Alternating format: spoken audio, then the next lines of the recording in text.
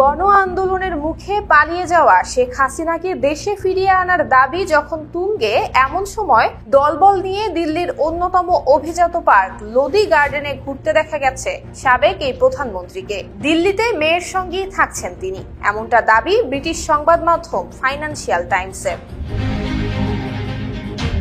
বাংলাদেশে আন্তর্জাতিক অপরাধ ট্রাইব্যুনালের আইসিটি বিভাগের প্রধান প্রসিকিউটর শেখ হাসিনাকে বাংলাদেশে ফিরিয়ে আনার আইনি প্রক্রিয়া শুরুর বিষয়টি জানানোর পর এই দাবিটি সুনির্দিষ্ট আইনি রূপ নিয়েছে। শেখ হাসিনার বিরুদ্ধে আন্তর্জাতিক অপরাধ ট্রাইব্যুনালে গণহত্যা এবং মানবতা বিরোধী অপরাধের অভিযোগ দায়ের করা হয়েছে। এছাড়া হত্যা, নির্যাতন, নিপীড়ন থেকে শুরু করে গুম সহ বিভিন্ন ধরনের অভিযোগে সাবেক এই প্রধানমন্ত্রীর বিরুদ্ধে 1.5 শতাধিক মামলা হয়েছে। এমন পরিস্থিতিতে বাংলাদেশ যদি রাষ্ট্রীয়ভাবে শেখ হাসিনাকে হস্তান্তরের জন্য ভারতের কাছে অনুরোধ জানায়, তখন নয়াদিল্লির আইনি উপায় কি হবে? ভারতের প্রত্যর্পণ আইন 1962 ছাড়াও শেখ হাসিনা সরকারের সাথে 2013 সালে স্বাক্ষরিত ভারত বাংলাদেশ প্রত্যর্পণ চুক্তিও বর্তমানে গুরুত্বপূর্ণ হয়ে উঠেছে।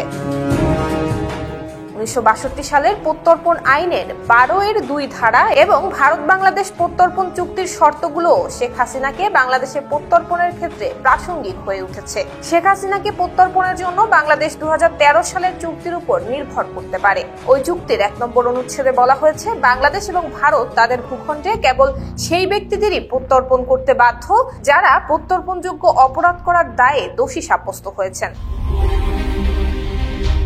ভারতীয় সংবাদ মাধ্যম হিন্দুস্তান টাইমস বলছে, বাংলাদেশের আদালতে এখনো দোষী প্রমাণিত না হলেও হাসিনাকে প্রত্যর্পণ করা যেতে পারে। ভারত থেকে প্রত্যর্পণের প্রক্রিয়া শুরু করার জন্য তাকে এসব অপরাধে অভিযুক্ত করাই যথেষ্ট।